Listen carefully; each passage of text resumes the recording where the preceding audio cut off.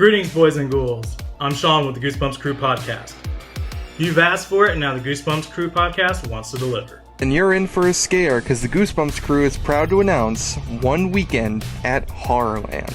So get ready, my friends, for an event that celebrates the magic of horror literature like never before. It's where you'll find like-minded fans of some of your favorite horror shows and movies, including some of the guests who've appeared on the Goosebumps Crew podcast. Our special guests, panels, and activities for fans of all ages will immerse you in an exciting and spooky atmosphere, sure to get you into the spirit of things. But here's the thing, we can't do it alone. We need your support to bring this dream of ours to life. By making a donation, you become an essential part of making this extraordinary event a reality. And as a token of our appreciation, the Goosebumps Crew has prepared some extraordinary gifts and rewards exclusively for our backers. So, my friends, join us on this magical journey where we will create a weekend filled with pure passion and shared love for the horror genre.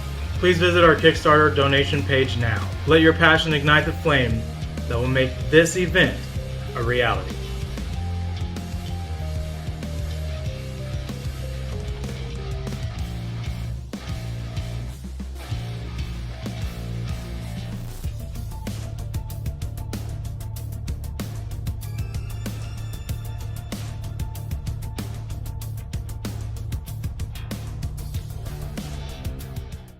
First things first, I'm not what you would call a super fan. I do love Goosebumps. I grew up with it. I've seen The Haunted Mask many times, and but the depth, or like how far you guys dive into it, was like really interesting for someone that's more of like a novice. And not only that, the quality is really good. Like all the audio that's a huge thing for me whenever I'm listening to like something on my phone or like walking or jogging or whatever. So I just wanted to give you guys kudos right off the bat. The podcast is great. So like it was entertaining. I was invested right from the beginning. And I knew that there was Goosebumps comics, but I really enjoyed like how far you guys dug into it, and that's really cool. Yeah, that was I'm assuming you're talking about our most recent episode that dropped today on Spotify. That was a fun one. Jen was a super great guest, and the YouTube version drops tomorrow. And this was the first time that somebody we had on like shared concept art from the original comic. So we got to see like early designs of the characters, and some of like the early cover designs for some of the comic covers. So it was very interesting, but thank you very much. Our goal with doing this podcast, because we started this as like a hobby, we were just friends doing talking about what we like, but as it came on, we kind of developed a mission statement of just bringing the information to the Goosebumps community. We are three of probably the biggest Goosebumps nerds on the planet, so like we could talk about anything Goosebumps related. But that's what we hope to do. We hope to reach out to both super fans and casual fans, and maybe even people who, don't know much about Goosebumps at all. And we hope to bring that information to them. Most Goosebumps podcasts are more review centric. They sort of go through certain books or episodes of the TV series and just review them. And that's great and all. But we all felt that because of how much we know, we could probably go a little bit further and talk about all aspects, because it really is crazy how versatile this entire franchise is. Like it was big for a long time, and it still is, pretty popular. And now it's going through that sort of nostalgia phase that a lot of 80s stuff went through a few years ago. I would safely consider we are in the era of 90s nostalgia now. Yeah, definitely. So, yeah, no, thank you very much. We're glad that you enjoy it. And like I said, we hope that everyone who listens to the podcast enjoys it as much as we do and has as much fun. Awesome. Yeah. And honestly, that was kind of my first question, really. It was like, what inspired you to start it? And nail on the head. But before we kind of move too far away or like get too involved in this, can you guys share a little bit about each of yourselves and like what is your like Goosebumps, like what would we call on you for as far as like, like I'm the VHS guy or I'm the book guy. Where do you fall into place? Well, Hmm. I know what Bjorn's answer is going to be, but I'll start first. First of all, I'm Isaiah. I'm the host of the podcast. I started getting into Goosebumps in second grade. So this was around 2010. It was like the start of 2010. And I've always been like an enjoyer of horror, but it was a very gradual, uh, uphill battle to get where I am now to like all aspects of horror. I was a big Scooby-Doo fan for a while. And up until then, that was like my main horror thing. But then I got into Goosebumps, and that was like my new big, like, I was a super fan. Um, and funny enough, I actually followed definitely Bjorn, but even Nick, for a little while before we met up to do this podcast, I followed these guys. And I inspired to be a big Goosebumps collector, just like Bjorn is. And I'm sure I won't spoil it for when he talks about how he got into it. But Bjorn is like the collector of all collectors on Goosebumps stuff. So I inspired to be like him. And then after a while, we just sort of like started, congregating with each other, and we wanted to make this podcast because we loved talking about Goosebumps. We would do, you know, chats and we would do live streams together. And then one day we were just like, why don't we just do this together and just talk about Goosebumps and share it with everyone? So that's what led to this. And it's crazy how fast like it went from being a hobby to being sort of like a job now. And I guess it's the way with things too. But Is it yeah, less fun now that it's that it's you consider it more of a job? not necessarily. It's gotten a little more I guess I should say it's gotten a little more stressful because now we have to work with the schedule and we Yeah, have to work and now we actually just signed with a management company now, so like we're under legalities and stuff. good for you. Yeah, it's been great. And we have a lot of access now, available assets to us. So it's great for us, and it's a way to, sort of get up on in the world. We've gotten to meet tons of super cool people, actors, writers, directors, artists, all sorts of people involved with the Goosebumps franchise, people who we never thought we would ever have the chance to talk to, let alone personally. Yeah. Um, and it's been great. So, I guess in terms of what you would come to me for, um, I'm certainly, I would say I'm more of like the VHS guy. I am like a big fan of like VHS in general, but the Goosebumps tapes are like my absolute favorite. I have them actually over there on my little shelf. But I'm more of like the physical media person. I'm also probably the person who has the most on-hand knowledge of Goosebumps. So like if you ask me a question about something, chances are I may know the answer. I delve into a little more of the niche. I was actually a contributor to the Goosebumps wiki for a few years, so I did a lot of deep diving into sort of like the little niche parts of the franchise.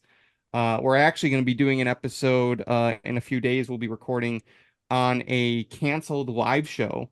Well, it was a short-lived live show, I should say, not canceled, but it was short-lived. It was in London from 2016 to 2017 called Goosebumps Alive, and it was an immersive stage show that had one for kids and one for adults, and they adapted five Goosebumps stories. And we're going to be talking with the concept artists behind that event and get to learn a little more about it because there's not much information on it.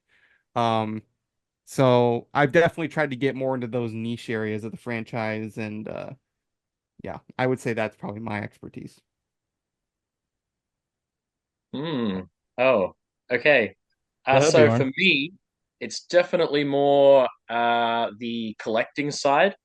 I know a lot about the franchise too, like like the characters and the stories and stuff. But for me, it's more like I've been collecting Goosebumps since I was 4 years old in 1999. So I caught the tail end of the hype, where because in Australia, Goosebumps was still quite popular up until like 2001, 2002, even though like in from what I heard in the States, it was basically dead in like what 98, 99 for you guys. So Something um like that. yeah, something yeah around that time. So I got into Goosebumps at a time when you could find all the merchandise really cheap and no one wanted it.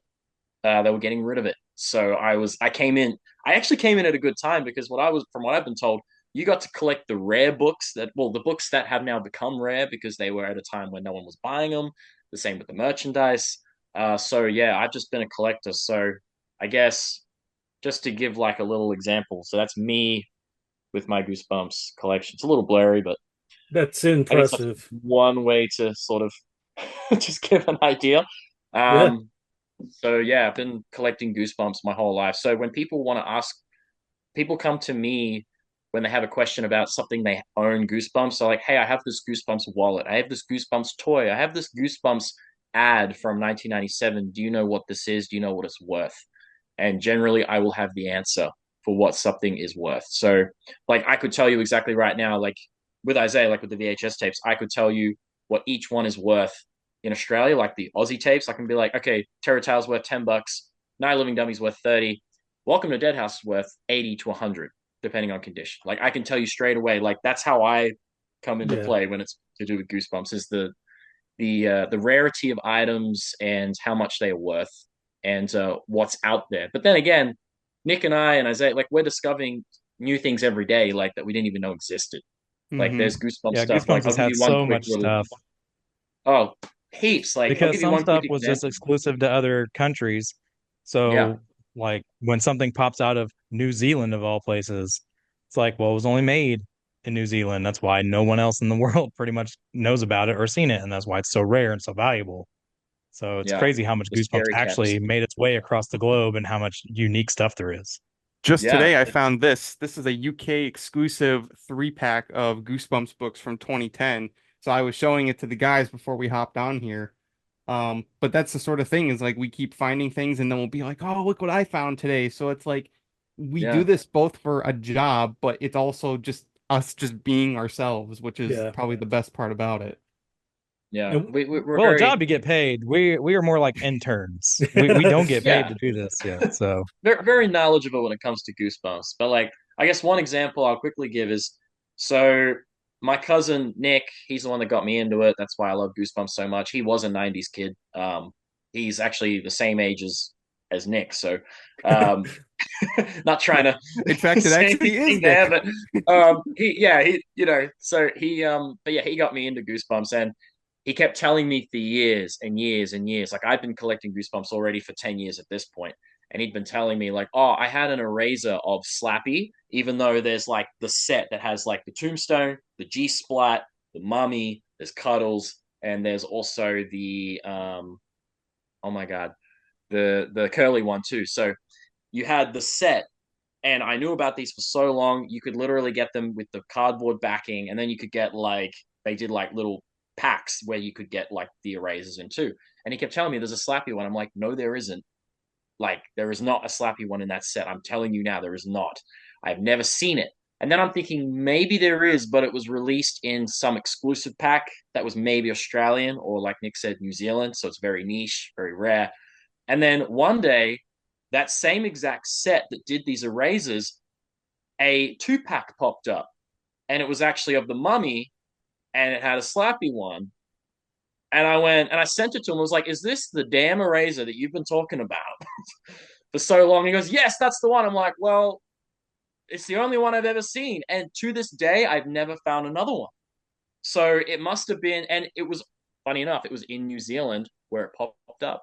And I'm like, okay, it was an exclusive item, and that is the only reason why you had it, and no one else in the States, probably not even Australia, had it. So yeah, it's just finding things that you didn't know existed. And then when you do, you're like, oh my God, like it is real.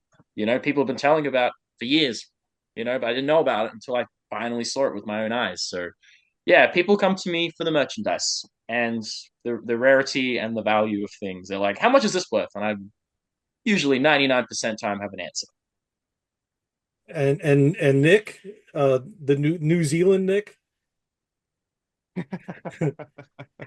no, this is American Nick. Guy, Nick. fair enough. But you're familiar with New Zealand, so Yeah, somewhat, and mostly just because of Bjorn, because we talk all the time. Lord of the Rings, The yeah. Hobbit. Well, I mean, they shot Power Rangers there Yep. too, and Lord of the Rings, and they shoot a lot of stuff in New Zealand because it's gorgeous. want to shoot there too. If you're going to get a free trip there, why not?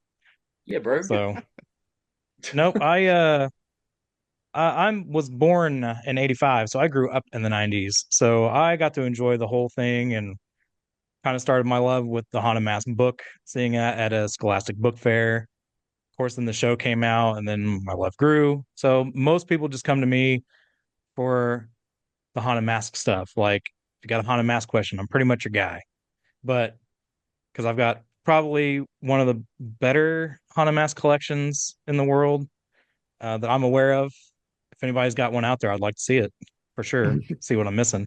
But Haven't seen one I yet. know there's a few things. But like I've got stuff from the Goosebumps Gold stuff, even that wasn't supposed to be around. Like, I don't know if you can see it there. No, if I turn it up there.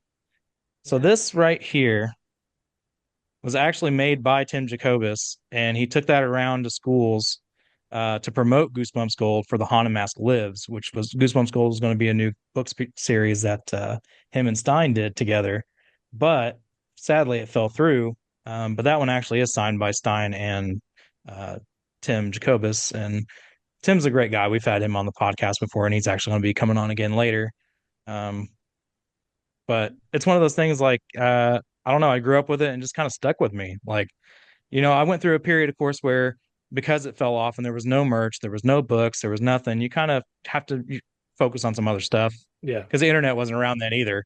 So, it's like, it's not like you can look stuff up and be like, hey, what am I missing? Well, I want to go to eBay. There was no eBay. So, it's like, well, when Goosebumps made a resurgence, though, that's when I started to kind of get back into it again. So I know a little about a lot with Goosebumps. Definitely have some more in-depth knowledge, but these guys, that's why us three together work so well. Yeah. Because I may know something they don't know, or vice versa, and we just kind of play on that and we all learn something new. So, but I'm definitely the Haunted Mask guy. If you got a Haunted Mask question, the show was probably by far my favorite more than the books. So the show was something that I was like obsessed with slash am obsessed with. Can't say was because still am. So keeping it short and sweet. It's pretty much me. Awesome. Yeah, Haunted Mask always kind of resonated with me. Like it's just yeah, it's one of those ones that just stuck with me. And I I still quote it to this day, and I can't help but notice the Carly Beth and the mask behind you there as well. That's exceptional. So yeah, kudos to you. And also I'm really glad that there's another person here that lived through the 80s, because when I was listening to the podcast, I heard that someone was two when Finding Nemo came out. So I got a little nervous about the age gap. So thank you, Nick, for making me feel a little more comfortable. And really, Oh yeah, no, I'm the old man of this group, so well, that's it's exactly fine. the Like, thing is that I always tell them, I was there, Gandalf.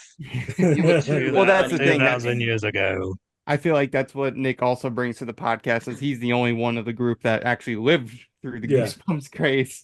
Me and Bjorn were not we're not in that era. Bjorn got a little more closer to it than I did. So. I caught as I always say, I caught the tail end of like the hype, because when I was collecting Goosebumps, they were still bringing out the books, but it was like the last of the series 2000 books, the last of the Choose Your Own Adventures. Like it was the right at the end. Like I just caught it enough to, see it, and Fox Kids was doing all the reruns and stuff. So yeah. And I was 7 when Finding Nemo came out, so I was literally the target audience age. Well, just to kind of give you guys a heads up, as far as what I do, I collect VHS.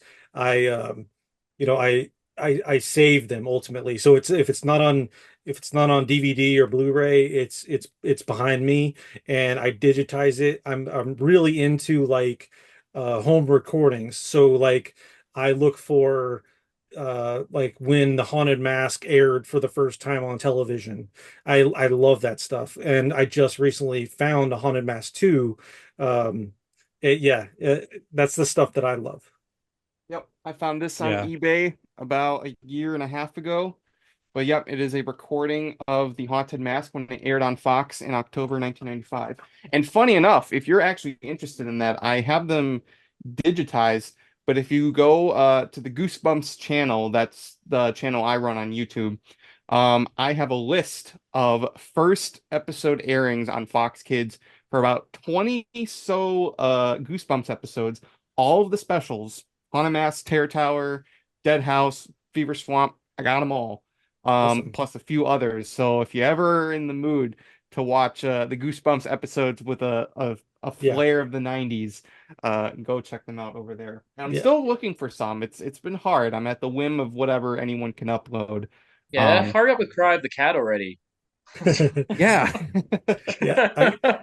I have a 9-year-old and he says it's like watching TV in a time machine. So yeah, I'm lucky if I can get him to sit through an episode, but luckily we're starting to kind of work our way through the books too. It's But just weird how like we don't like commercials now, but for some reason when you go back to the 90s, you can watch all those commercials for days. yep. Yeah, That's those commercials were awesome. yep. Yeah, I always like I'll play back like a tape that I did like with recorded the Power Rangers religiously, and then I'll notice that I like pause during the commercials and I'll get really pissed. But back to the Goosebumps. Nick, you kind of touched on, Jacobus, and I've heard nothing but good things. He's always in Texas doing conventions and things here, and that is something that I really enjoyed about the episode that I listened to. I listened to like one of the earlier ones as well, but what really stuck out to me was the interaction with the guests, and I kind of want to know, like, you guys, these are some amazing guests, honestly, and I think the only Goosebumps actor or actress maybe that I interviewed Stu Stone, who was on Are You Afraid of the Dark and Goosebumps. Can't remember what episode of Goosebumps he was on, but it was the Phantom of the Opera one. Man, Phantom the of the Auditorium. auditorium. Yeah. Interesting. Yeah, he was in that one. He was Stu Stone. He was the voice of Ralphie on the Magic School Bus, and we had a great interview. I always like to ask child actors or voice actors, have you ever used your voice to get laid? And we've been friends ever since. So maybe you can use that one in your next interview. Yeah, But you just say I got to bang Ralphie from Magic School Bus. yeah, yeah. I asked him that, Just and the don't guy bring that out Ralphie during it. yeah, yeah. And I asked the guy that did Skeletor, and he got a good kick out of that. He's like, yeah, as a matter of fact, I have. So he's like 80 years old, and he's like, hell yeah, I got laid many times as Skeletor. So Skeletor. Which um, Skeletor though? Is this the CKY Skeletor or no Skeletor? yeah, Skeletor. Oh, Stuart Stone, he played Brian Colson. He was the ghost Yep. in Phantom of the Auditorium. That's really interesting. Yeah, he's a good Yeah, you guy. might have to put us in contact. We'll talk after the show. But Yeah. Going off of the guests is like you're absolutely right. The guests that we've got to have on have been nothing short of amazing. I mean, these are exclusive interviews. I mean, most of these are first time, never been done before. The biggest by far is Catherine Long, who played Carly Beth in The Haunted Mask. She actually stopped acting fairly early. She did a few roles. She obviously did Goosebumps. I think she did She did Little Are You Bear. Afraid of the Dark? Are You yep. Afraid of the She Dark? did She a did Little show, Bear. I think it was a Canada exclusive called Forever Night. Yeah, so She's she done did a she's done a few. few things. She's done a few things, but she quit pretty early into her career to focus on ballet. And she's actually, I believe, she is the principal of a ballet school in Ontario, I believe. I hope I didn't get that wrong, but she's devoted her career to ballet.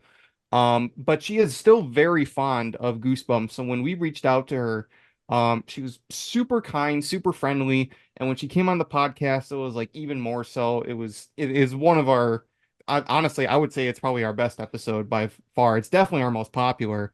That has thousands of views now, which is insane. But again, exclusive stuff. We Yeah. got to have Cal Dodd, the voice of Slappy and more popularly known as the voice of Wolverine on the podcast, and he's been a staunch supporter of us and Yeah. this event that we're trying to put on, but we'll talk about that a little later. Yeah. We've got to have many other actors from the 90s show, Scott Wickware, Kai Eric Erickson, who else? Eugene Lipinski. We got to have Amos Avery Crawley. Jones, Amos Crawley. We have more in the works. We're in talks with Catherine Short, who was Sue in Night and Terror Tower. We're That's gonna a good have a one. stay out of the Yeah. basement revisit with two actors. It'll be the first episode, I believe, that we have two people from the same episode on one interview. So we're Well, excited for that. actually, it'll be the second one by the time that we do that one.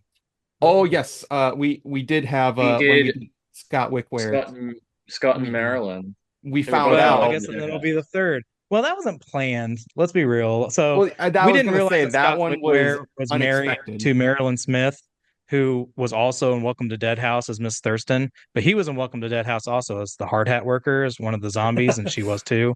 So they were both in the same episode. But Scott was the Haunted Mask and the Haunted Mask 2. He was also, The Masked Mutant. the Masked Mutant and Attack of the Mutant. So he's Wow. got a good repertoire for Goosebumps, and so he was a lot of fun too. Though he was hilarious. We had Avery Um, Jones, who was the puppeteer of Slappy in the Goosebumps movies. We actually did. We're not gonna have him on because he declined, and also I'm pretty sure it would cost us a pretty penny. But we got pretty close to actually having Jack Black on the podcast. We actually got contact with a representative of his. So we could have had him on. We were this close. Um, If you're but listening, Ben Cook, Well, they we have canceled their tour today, so you might have some free time now. maybe Yeah. we'll have to see. Yeah. yeah. Um, but we've had not just Tim Jacobus, but we also had another Goosebumps cover artist, Craig White, who worked on the Choose Your Own Adventure series called Give Yourself Goosebumps, and he was a delight. We had a toy inventor who did Goosebumps toys in the 90s. God, who else are we? Is there We had any that stick out to you like as more memorable for you? Like for me, like that was, to be honest with you guys, the reason that I was so interested in like the event was the Carly Beth interview, because I know that she for the longest time was unreachable. So when I saw that that was attached to the convention, I was like, holy shit, these guys did it. And yeah, and it wasn't until I started digging and digging and digging like that like I was telling y'all in kind of the opener, it was like, holy shit, like these guys are mean business. So yeah, like is there any that like stick out to you as like, damn, we did that. I mean, Catherine Long's Catherine definitely the Long. biggest. Yeah. She was my number one get from the time we started doing the podcast together, and then we had Tim Jacobus on. And, Yeah. it was already a shock to us, like, hey, we're getting Tim Jacobus on here to talk to. That's wild. But then it got us thinking, like, who else can we reach out to? Like, worst case scenario, we don't hear back or they say no. Yeah. Best case scenario, they say, yeah, I'll come on and do it, and that's But there great. were way And more we that can't said believe how many yes than yeses we we've were had. expecting. We've had a few no's, but I mean, obviously that's fine. Not everybody wants to be back in the light again or whatever. But finding her was a monster of a task, like pun intended. That was a monster of a task. Because again, she has like no online presence, and she did that on purpose. Yeah. It was actually a tip we got from another Goosebumps fan that led us to her, and thankfully, she replied to me because she said the message I sent was probably one of the more professional ones she's got, because people do find her, but she's been creeped out by it. Yeah. Like some There's people a have lot of actually people who like go found her through that. Oh, address. I got a hard Like no it's In weird. fact, from Like someone it's weird. with the that. people who have said She's like, no I don't to even us, respond to that most of the time. the So people who have said Yeah. no to us has said that's the reason, and it's in a respectful way. Nobody some has just have, been yeah, like, some no, have. fuck you, like that sort of thing. Oh, can I curse on Yeah. the show? Yeah, you're good. Okay, yeah, they I've didn't been say cursing no. the whole time. Yeah, they didn't say like no, fuck you. Like it's all been like, we really, in fact, even our no's have been kind of like no, but I'll keep you in mind. Like, they leave that door open a Yeah, little I got bit. the biggest one of that. Well, I The Goosebumps Escape from Horrorland was gonna game, which say, was yeah. like the big game that Steven Spielberg did with Jeff Goldblum and As a DreamWorks. And vampire. it was what we would call the peak of Goosebumps in terms of like people being attached to it. Yeah. Like the big names in the entertainment industry, like just being like, hey, let's do something Ooh, Goosebumps. big deal. The main actress in it that played Lizzie Morris from, obviously the Horrorland, I reached out to her and she basically said like, no, you guys seem cool. I liked your email, but I've had a lot of creeps over the years find me and they asked me for things like, oh, did you get to keep anything? Like, oh, can I have something like from the set? Like, and I'm like, who did that? Like, I Yeah. want to find them and smack them. You know what I mean? Like, why would you be so creepy and weird? You know, like just be nice and hi, we're a podcast. This is what we do. We would love to Hmm. just chat to you about your time on set. You know, like just real simple. But you know, obviously she's had a lot of creepy weirdos. But luckily Well, we and did. just know We that are if getting any someone of you else. people We're out getting there someone do else. that to people, you ruin chances for other people to have those discussions in the future. True Yes. So story. don't be creepy around But people. You ruin it for everyone else. Well, yeah, but I'm Catherine was sure. definitely my big one. That was, The and big then one when was she actually said yes, yeah. like I could have fainted. Yeah, Uh, Mm. it that was blows one of my those mind. surreal moments. That was a What? combined one, I think, for all of us. A combined big one was getting Catherine along because it was like she's impossible to reach. I mean, my big one was Kyrick Erickson from Welcome to Camp Nightmare, but he was also in Tale of the Dead Man's Float from Are You Yeah. Afraid of the Dark? So I was like, the two episodes that my favorite Goosebumps episode, my favorite episode of Are You Afraid of the Dark? So I was like, well, he's my favorite in both worlds. So obviously, I've got to get him on. So having him was really cool. And he's again though he's very hard to get back to. He will message you back, but he takes forever Might be a few to get months, a response from. But he was a cool guy nonetheless. In fact, but I he's still believe a he working was the actor. first So Yeah, TV show He's actor still a we working had actor. on. Yes, he Um, told me he's working on a new TV show at the moment, which is a pretty big deal too. So I was like, oh, okay, maybe a comeback role, like. So, but he couldn't say much, and all he sent me was like one photo from like his trailer, and I was like, "Oh, cool." So, and yeah, I gotta say, I definitely shared in the Catherine Long one. That was the one, like the big one I wanted too. I gotta say, I did not think we would get Cal Dodd on because he is a pretty notable voice actor. He was just in a super popular television series. I mean, the X-Men 97 yeah. was a pretty big deal. So I didn't think we were gonna get him, but lo and behold, he said yes, and he was super cool. It was one of my favorite interviews that we did. Um, but I've also reached out to a lot of people outside of the franchise. We have a lot of people who are not involved with like specific projects, but they are other fans. So like we've had Goosebumps Completionist, another Goosebumps YouTuber. He's been on the show a couple times, and he is another super knowledgeable person.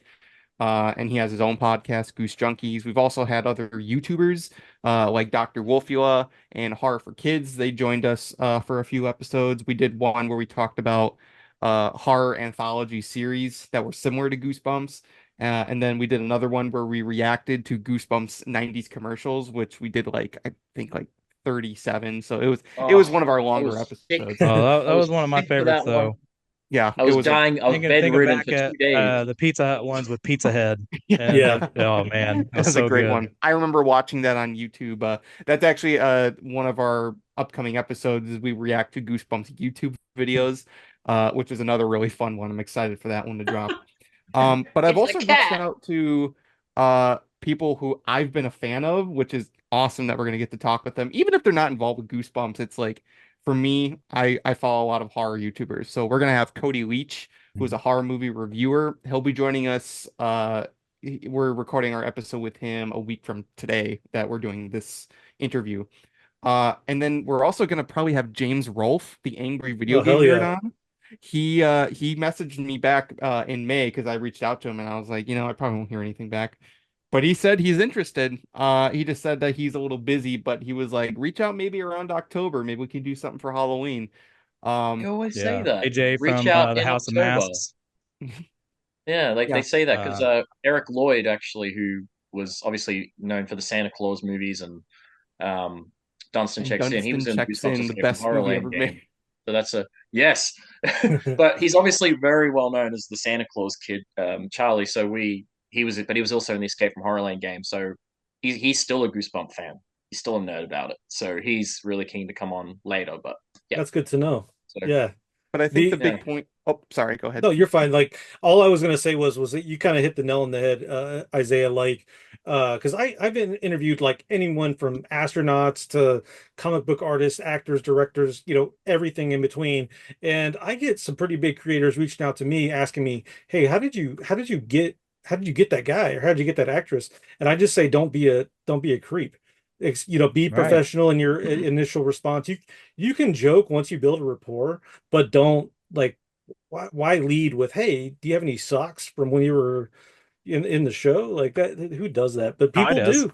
People do. Weird. It's weird. People do it so much. Well, and that's the Yeah. thing too, is like when going back to the Catherine Long episode, it was like not only was she just and I cannot stress enough how unbelievably nice she was. She was nice, she was funny. She had a lot of memories about working on the original episode. Um, but what was even funnier is that because I actually went on I remember I went on a whole tangent because I really do believe that the Haunted Mask episode is unlike any other Goosebumps episode, because of how actually really deep Yeah. the themes and morals of the episode is. And I explained it, and I remember I'll never forget it. I remember she was just kind of like, "Wow, I never thought of it like that." It's like we were just doing this for spooky fun, but it's like, but at the same time, she was like, "Wow, now that you like put it like that," and it's like, "Wow, you're right." So Yeah. it's Yeah, I mean, Amos Crawley said the same thing. I mean, we had a pretty deep conversation with him too in those moments. We were like, oh, yeah, we got well, into like this went real on a life different stuff this went on on a that different one, which track was than what we like thought. So, it was great. I mean, but and it's a lot of fun talking to these people, and it's so weird when you grow up a fan of some of these shows and stuff, and you get to talk to these people and reflect on something from 30 years ago. build Um, a connection and and to sit there and make like, it's like, oh, well, I have Tim Jacobus's number in my phone, so when I get a call from him, it says Tim Jacobus, and it's still surreal that I'm seeing Tim Jacobus's name on my phone. Ron Stefanik, who we had on, I mean, lead guy for Stevex Studios, who did all the stuff with his team in the 90s. He sculpted the haunted mask and all such stuff. We had him on, and he showed us some props and everything that he still has from the show, and it's phenomenal. He Dan actually does Angel. stuff for The Boys as well. I don't know if you watch The Boys. I love that show. I do. But he made the dolphin for them, that D pad in the van, the whale Yeah. that got impaled. He made all that. I mean, his team did. So it's wild. And he thanks Goosebumps for all that because of their schedule, like how That's tight another everything was great and how quickly they episode. had to get stuff done. Ron's Yeah, he's a lot episode. of fun to talk to. He's got story after story from that show, and it's just phenomenal. He told us And about I the actually time just talked to he him like last week, and he's he still has stories, and I think he's got endless amounts of stories he could just tell. he's one that we got to Yeah. get back on sometime because I have a feeling we could get way more information. We're limited by the time we have for every episode, but like, Yeah, there's so much more we can delve into. Dan Angel is another one that Nick's been in contact with. He was one of the showrunners on the 90s Goosebumps series. So he and one of his the his partner. story writers and editors, along with Mhm. Billy Brown. Yep, I Oh, was gonna say his partner Billy Brown. So Um, they both ran, the Goosebumps 90s series, and we're still trying to figure out a time to have him on, but he's been, super interested. oh, Just some of these folks are like super busy, and we get it. I mean, yeah. some of these people are still active in the show business industry, so it's a little hard, which is why we're so thankful for everyone we get the chance to talk to. Because these are people who are taking time out of their days to come talk with us, sometimes about something that's like 30 years old. Some of them haven't even thought about it in that much time, but yeah. Some of them like can't remember everything about their time. Some have asked me for like, hey, can you give me like, where can I watch the episode again just to get a refresher? it's like, can I get a I'm like, refresher? well, here's it's either on this or you can watch it here. Let me send you a link, I Yeah. will say, because it well, made total sense for like Cal Dodd. Like he voiced Slappy in all three episodes, but he's like, I just came in, read lines and left. It's not like Wolverine where I was in every episode of that show. So he's like, I don't remember a lot, guys. He's like, I'm really sorry. And we're like, oh no, it's just cool to get to talk to you. And then he does the voice for you. So I'm happy. I'm not like, Yeah. but I'm like, you're doing the Slappy in voice that for me time and he's Wolverine. gotten a I'm like, little more okay. familiar with it, and now he can like just do the voice on command. Like he doesn't need to like recite anything. He can just do the voice, which is great. But it's like, yeah, that you're exactly right, Nick. It's like even if they don't remember anything, it's like we don't care. We're getting the chance to talk to you. That's all that matters. Yeah. We got to talk to the guy who voiced the mascot. That's all Yeah. that matters at the end of the day. Like, And so, most recently, we had a really good. Now, our first episode of the podcast was a not so positive review of the most recent Goosebumps TV show on Disney Plus. Um, Hey, we let me stop you real quick. What's really funny about this is I was literally going to ask you guys your opinion on the show, because I watched, just to give you a heads up, I watched it as a family, and we all kind of lost interest as it went on. Now, this was kind of the last thing I wanted to ask you guys before we kind of jumped into one weekend at Horrorland. So yeah, Mhm. take it away. No, our first episode was and that was back at the time when we had two other people on the podcast too. We had Minnesota Goosebumps fan, I believe he goes by Goosebumps enthusiast now, and Micah Lilliquist, the ultimate Goosebumps man. And Micah still will come on occasionally, but he's just been a little busy with school. But anyway, irregardless, it was the five of us, and the show had wrapped up its final episode not too shortly after we recorded that first episode. We were not too positive on it. I'm not as negative on it as Nick and Bjorn are. Nick and Bjorn really don't like it.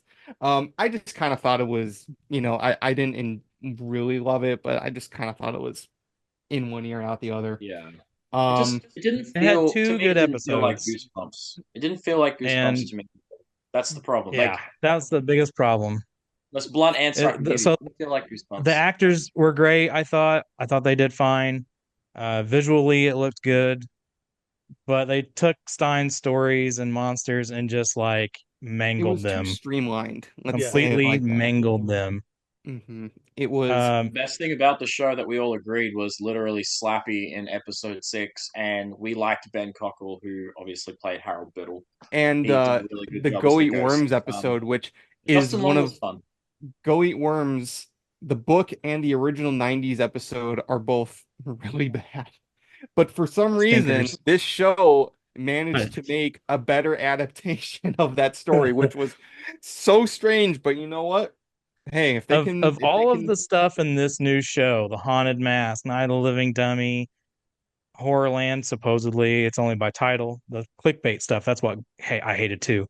You can't have an episode called You Can't Scare Me and not have mud monsters. You can't have an episode called Horrorland and not have the horrors or Horrorland. That was yeah. ridiculous. That was the biggest That was clickbait the biggest for a Well, I Goosebumps upset. will fan. say is like what you said about how Um, you dropped off midway but through. It's like Yeah. you once you it got to did. episode 8, that was like I feel the intended finale, and then they just tacked on two epilogue episodes that go nowhere. So They totally Yeah. did. that was my biggest problem. Well, and They started also, a brand new story on episode 9 and it made no sense. well, they have to set up for the new season, but it's not Game of Thrones, like it's Goosebumps. And the way that we Right. kind of worded it in our household was that as we're watching it, we were like my 8-year-old or 7-year-old at the time, he was like rewriting it like to us like his parents, like this would have been better. And I'm like, yeah, it would have. And that's when you kind of know the show isn't good. But yeah, I mean, we had fun with it. It just wasn't like it didn't feel like that same loving care like that you expect from the brand. So Yeah. for what it's worth. Yeah. I like to say it's Goosebumps by name only. Now, Mhm. honestly, if they would have called it anything else, if it wasn't supposed to be based on Stein or Goosebumps, call it something else. Call it what it was originally going to be called, Port Lawrence. Its own story, its own, and you couldn't even tell the difference, to be honest. Yeah. Like Yeah. the monsters look so different. The cuckoo clock doesn't even do what the clock does from the book or the old It had show. interesting ideas, Yeah. but It was it just yeah, it was just not executed for Goosebumps though. That was the problem. yeah, it's So the because problem I is have to not judge it by Goosebumps, it's not good. Yeah. the problem It is Because, was, not you know, bad ideas. It's that we have a lot of good ideas that don't reach their full potential. And at the same time, too, when you're trying to do a show that has an overarching story, but you're also trying to adapt these stories, you have to really like get it right to make sure those things mesh with each other. And I just don't think it really does. I think it's the end result is sloppy at best, and just really poorly executed at worst. But yeah. with all of that said, we had, as Bjorn said, Ben Cockell, who played Harold Biddle's the ghost. We had him on the podcast, and unbelievably sweet, awesome guy. yeah, I love that He dude. is a He's casual awesome. fan, not a super big fan, but a casual fan. So he knew a little bit about Goosebumps to a fact that we could talk with him about those sorts of things. And he was so awesome, and we had such a great time with him. So that's why I said it's like even though we don't like that show, we still want to know about it. Yeah, We yeah. still want to like know the information because there's a lot of things and a lot of things that we found out about the behind the scenes stuff.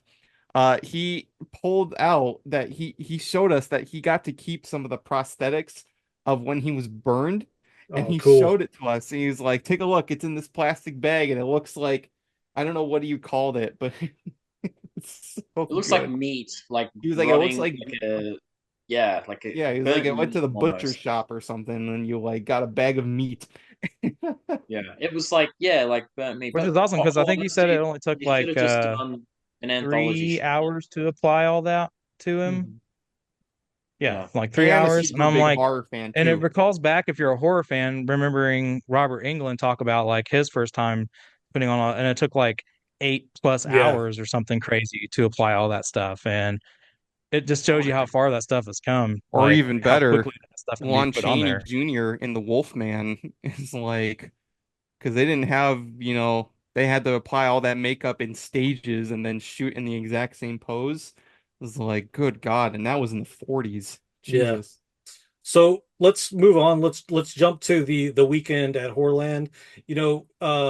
Like I said, this has been blowing up on my feed, and I couldn't help but notice it. I don't know how anyone could overlook it because it's nostalgia overload. And listening to the podcast, I really like the advertisement in the beginning because it showcases that this is something that your listeners have been asking for. So I kind of wanted to know, how long has this idea been in the works? How did it all come to be? And yeah, let's go. Well, Nick, the idea was actually Long was story. Nick's idea. He was the Well, one yeah, that pitched the initial idea. Um, but he just it was actually not too shortly after we started the podcast. He was like, if we're gonna have all these guests on, is like we should do our own Goosebumps convention. Um, and we all agreed. It's like because there's never been a Goosebumps convention before. Never. And some of these people, like how they haven't been interviewed, they haven't made physical yeah, appearances. Um, so we wanted to change that, and we wanted to create an experience that was meant for all Goosebumps fans. We want to not only bring all these guests here, but we want to like do activities. We want to do live panels. We want to have Goosebumps fans get the chance to meet up with each other and talk with each other, and maybe even like buy we're even going to do merchandise. exactly like a Scarelastic book fair, we're calling it, and we're going to sell Goosebumps books in bucket loads at this event. So, you know, so it's just like a celebration of the brand and even 90s horror in general, because we actually did try to reach out to other people who were involved with, horror movies in the 90s or horror TV shows. But yeah, so that's where the idea came from. Yeah, And funny enough, it's just Goosebumps people who have replied back saying, "Yeah, no, I'll do it right now. Yeah, sure. You get let's mhm. going." Everybody else seems to want to wait until we are 100% a go before they try to jump on board, which I understand. And that's the Um, unfortunate yeah. thing is that and yeah, we are currently crowdfunding this convention because we're three broke shit sacks and we can't afford to put on a convention ourselves.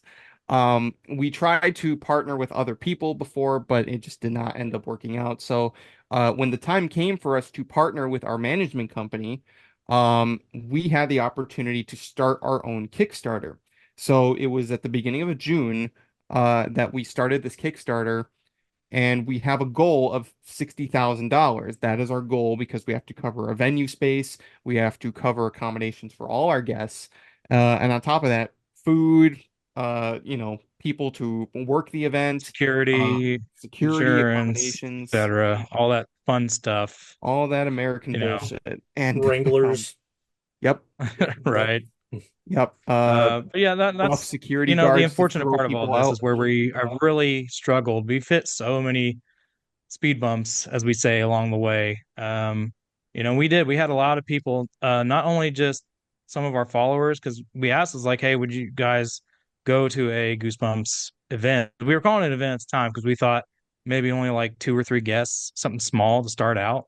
Um, but we had so many of our guests who, before we even started our episode with them that night, would be like, hey, I just wanted to ask, like, is there a Goosebumps convention? Like, because I'm like, well, funny you should say that. No, we are trying though.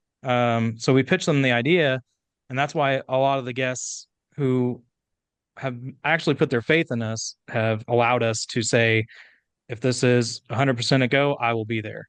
Even And that's where R.L. our guest list came Stein, from. while So he has not confirmed, R.L. Stein did say once, we're established, let him know because he may be interested. He didn't outright say it, but it's the old adage is like it's not a yes, but it's far from a no. Yeah. Um, so with yeah, all these guests, like we're thinking that this is gonna be like a shoe-in.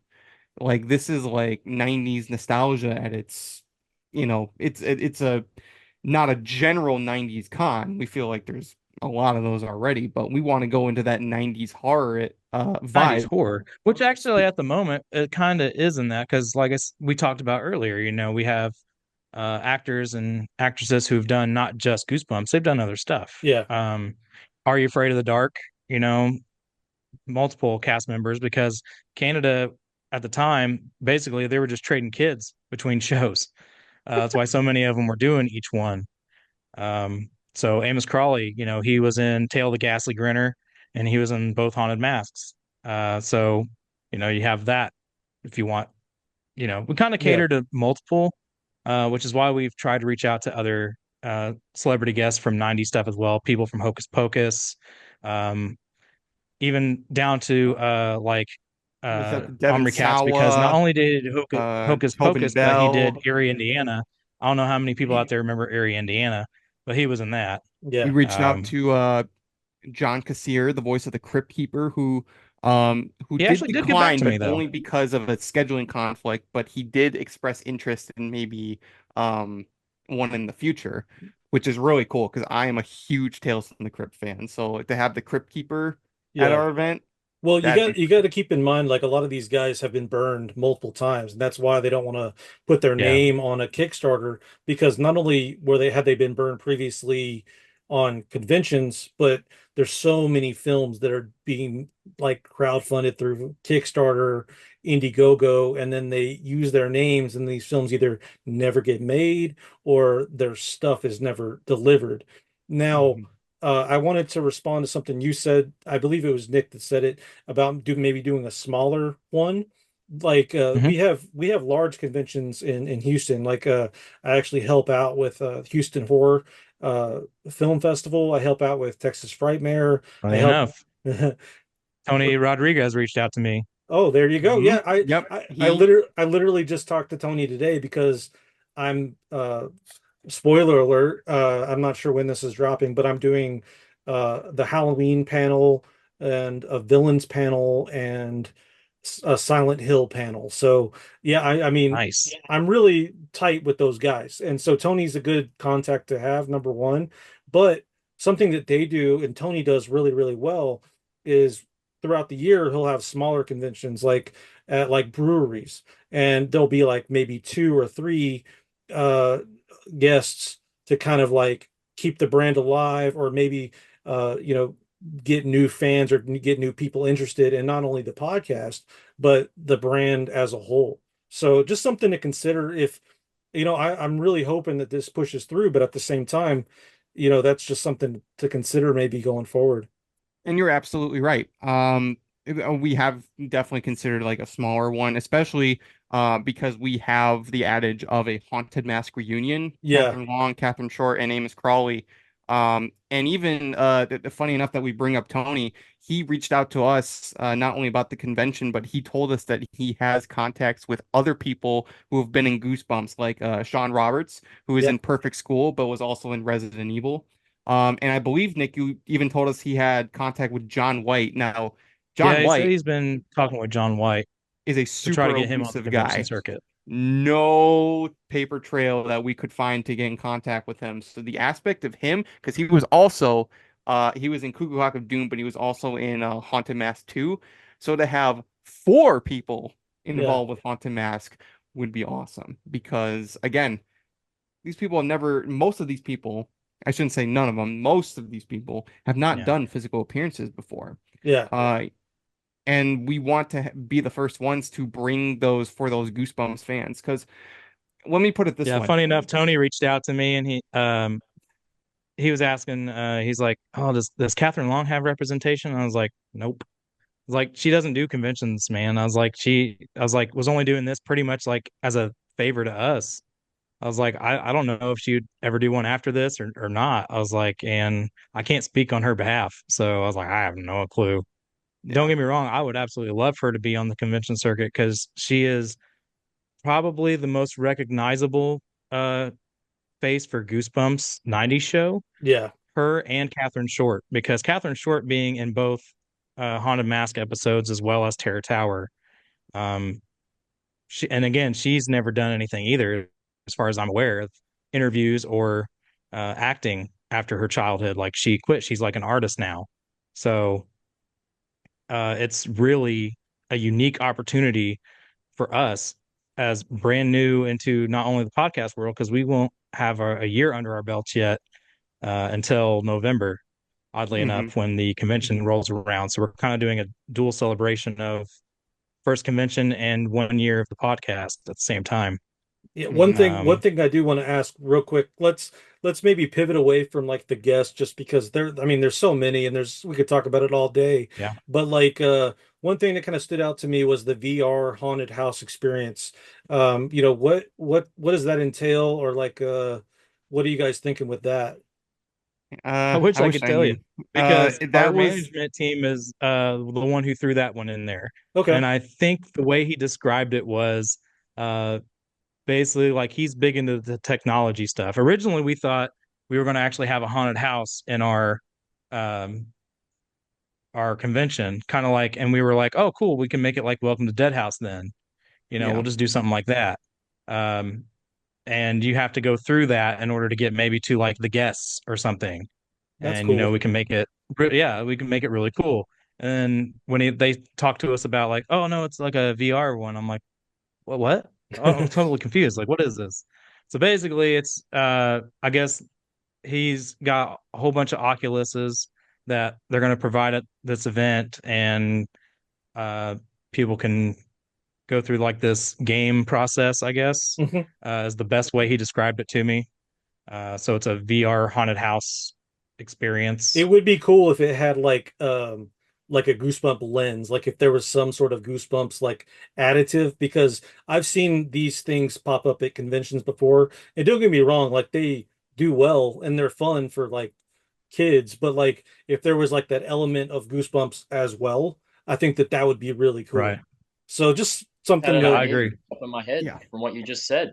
yeah, Yeah. Literally the Goosebumps intro where it has the goo slime coming down. That yeah. could be like the lens, and then you have the box there, and you could have Yeah. that dripping while you know what I mean? Like that would make you I'm feel still like you're shooting really part of for it. a full-on haunted house because Yeah, me when too. I would I go to horror conventions and quite often, and kind of like I get involved. I've got a lot of artist friends that I've made throughout all that, and I'm hoping to get them to our event as well when we're there as vendors. But when I was at Horror Hound, I happened to notice that like they had setups of like I'm gonna say they were probably meant for more photo opportunities, but they Yeah. actually look like the front of houses and like a whole bunch of them though set in one space. And you could actually just go in there and do photo ops. I'm guessing that's what they're for. But that's what gave me the idea. I was like, ooh, I was like, we could just get a whole bunch of these and then kind of like maze it through and make like a haunted house experience at our or convention, even and that's how you get to the guests. or even just So imagine something like some like at Universal Halloween Horror Nights, for example, like one of those walkthrough Yeah. haunted houses, but like with was that like Goosebumps a scare characters. maze, or is that Exactly, what they like a call scare them? maze, Yeah. and have like each room be like sort of a bringing a Goosebumps cover to life, and then you have like the people who do like the rah, like that sort of Yeah. thing Especially now with like Trick or Treat Studios coming out with their line of Goosebumps masks. Like imagine if you had a scare actor sitting in like a seat with the slappy mask and costume, and he's like slumped over, but then he's to walk by, then he's like like that. Yeah, I Like think how that would cool would bring it that to be? life. Yeah. And the other thing to consider, these things are going to cost money, if not money, bodies. Mhm. You're going to have volunteers, or, people just contributing ultimately. So that kind of leads us to the Kickstarter. How can people, uh, I guess, contribute to this event, or how can they help make this a success? How can they spread the word? And, because as a fan, I want to ensure that this is successful, not only because I like Goosebumps and I grew up with it, but because you guys are, you couldn't ask for a better group of guys behind this. So how can we help? How can I help? How Appreciate can that. everyone that's listening help? Well, first of all, the best way to get the word out is just by sharing everywhere with everybody you know. We have the Kickstarter link. We've shared it on our social medias. We've shared it in our YouTube channel, and on the last few episodes, it's been in the description. So we have the link just about everywhere right now. Sharing it with everyone you can. Just say, hey, there's this new convention that's being crowdfunded for Goosebumps fans and 90s horror fans. We need to help them make it to our goal. By contributing, there are certain tiers on Kickstarter that will net whoever contributes to those tiers some special rewards. For example, let's say, for example, that someone wants to contribute, but they can't make it. That's okay because we have a virtual experience set up for anyone who donates. You will get a virtual experience. That means you will be able to watch the event live. There will be multiple people walking around the event with cameras, allowing you to see what's going on. And if I remember correctly, I believe they even said that you will be able to ask the people with the cameras to go to certain areas and maybe even talk to certain people. So for those who can't even attend, that's okay, but you can still contribute to us. There's Yeah, also it some of allows the you to view all the panels, the live podcast that we're going to do there, things like that. So it gives you all that access to the whole weekend to stream it That's from what your got me own, excited. living room. Yep. Yeah, yeah, that's really cool. Yep. And of course, some tiers will net you if you contribute maybe some passes. I believe the most expensive passes will get you like a weekend pass, like all access weekend pass. You get to be Yeah, it there gives all three you days. two weekend passes plus everything else the previous tiers had offered, with posters and all this other stuff. Yep, But posters, shirts, stickers, it's decals. it's also, we couldn't list it on Kickstarter, but we've been trying to tell people. But we all, like, Craig White has offered to give away 5 free, and if I'm gonna butcher it, I'm sure, are they called uh Chile prints or something like that? Gicle. I had to look it up. I didn't even know what that was. But basically it's a really high end, really beautiful print. Uh Only 5 of them, I guess, he's willing to do because they're kind of expensive. Yeah. Mhm. Um, but he said that he's willing to do 5 Geely prints of the covers that he's done. So he's like, as a giveaway to anybody who's purchased a ticket, but they have to be there for it. I'm like, okay, great. I want to do something too. So I have here, it's a Haunted Mask 2 production use script signed by the entire cast, in a custom case. It's got a little G splat on top.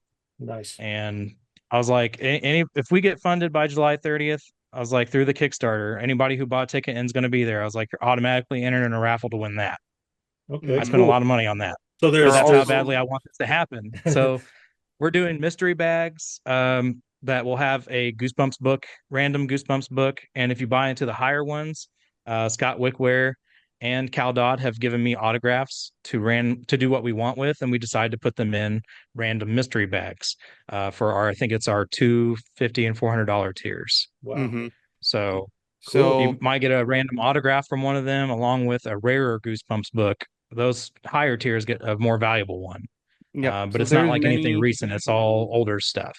there's many rewards in store for people who contribute, but the only way that we can make our goal, because we are officially 2 weeks from today, is the end of the Kickstarter. And if we are not fully funded, one thing that I can say is that to anyone who is unsure about contributing because there may be a lot of money, you are not charged until the deadline, and if we are fully funded. If we are not fully funded by the date, you are not charged even at all. It's almost like holding your information and then the charge is made on the day. But we are still quite a ways away. At the time of this interview we're doing, we are at $5,600, and we're thankful to everyone who has donated because there's some people who Oh have yeah, made for very big sure. contributions.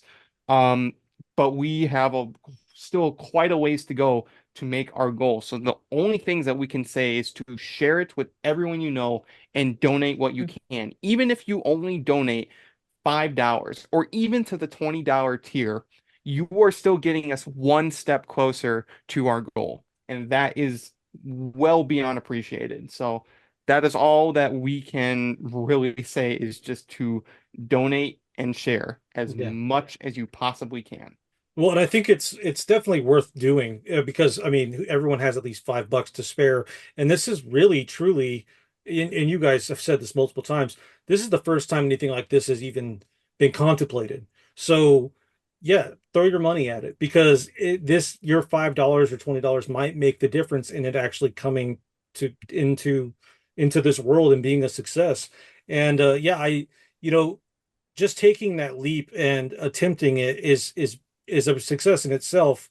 But yeah, I would love for this to be an annual event or even like a traveling event because I think that you guys, I could tell right from the get-go, passionate group. And yeah, like I said, man, that pod just listening to the podcast and like talking with you guys tonight, this is special and it's going to be just continue on from there. I didn't realize this podcast had such a short life and you guys are already doing a lot. So for what it's worth, pat yourselves in the back. At CineDump, we let the doers know how they're doing, and y'all are doing just fine. So keep doing what you're doing. And Appreciate I that. I want to know before I let you go, is there anything else you want to mention maybe about the convention or Goosebumps related?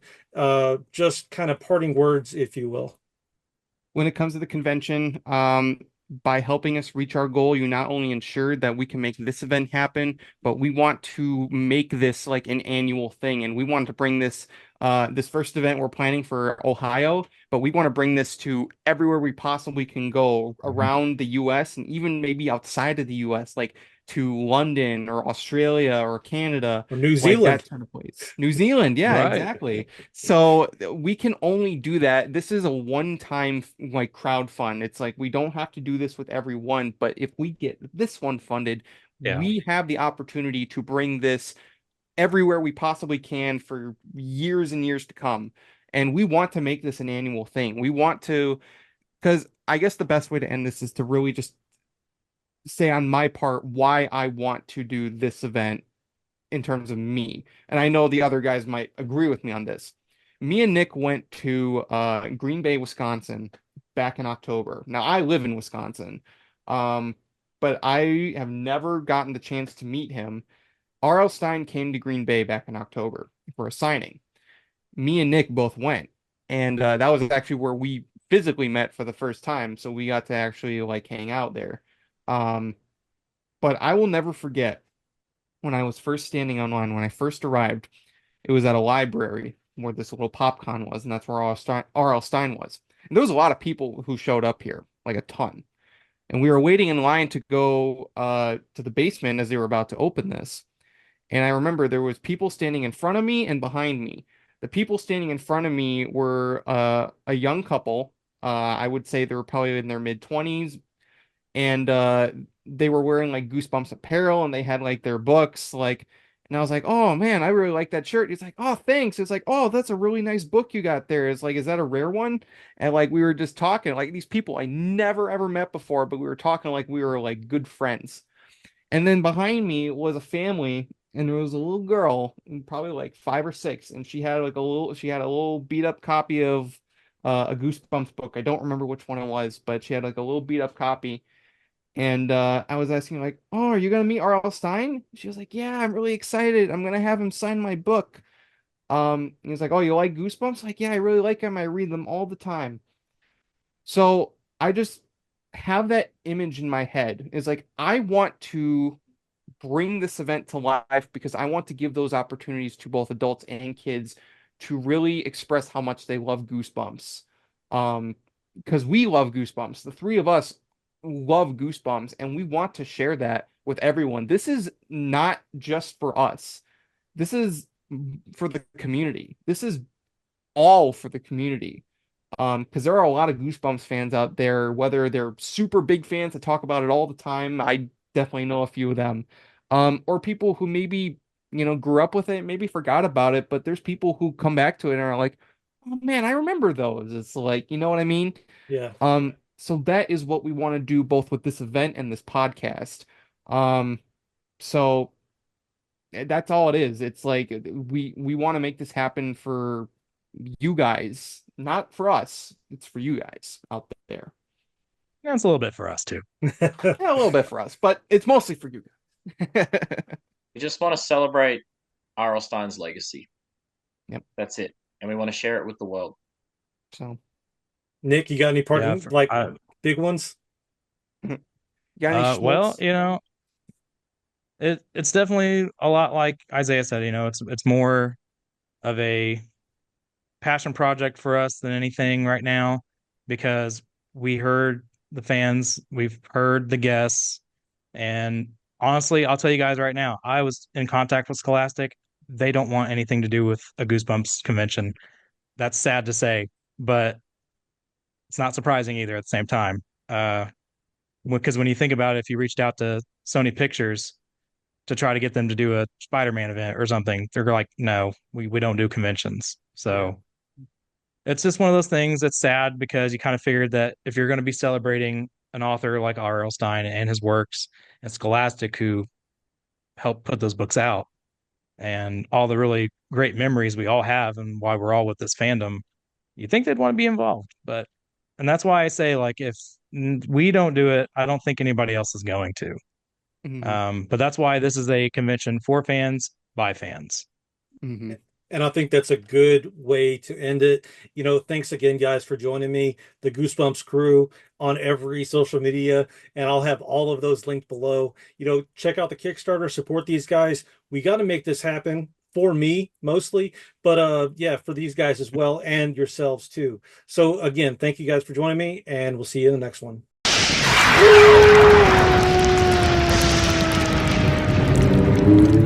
Greetings, boys and ghouls. I'm Sean with the Goosebumps Crew podcast. You've asked for it, and now the Goosebumps Crew podcast wants to deliver. And you're in for a scare, because the Goosebumps Crew is proud to announce one weekend at Horrorland. So get ready, my friends, for an event that celebrates the magic of horror literature like never before. It's where you'll find like-minded fans of some of your favorite horror shows and movies, including some of the guests who've appeared on the Goosebumps Crew podcast. Our special guests, panels, and activities for fans of all ages will immerse you in an exciting and spooky atmosphere, sure to get you into the spirit of things. But here's the thing, we can't do it alone. We need your support to bring this dream of ours to life. By making a donation, you become an essential part of making this extraordinary event a reality. And as a token of our appreciation, the Goosebumps Crew has prepared some extraordinary gifts and rewards exclusively for our backers. So, my friends, join us on this magical journey where we will create a weekend filled with pure passion and shared love for the horror genre. Please visit our Kickstarter donation page now. Let your passion ignite the flame that will make this event a reality.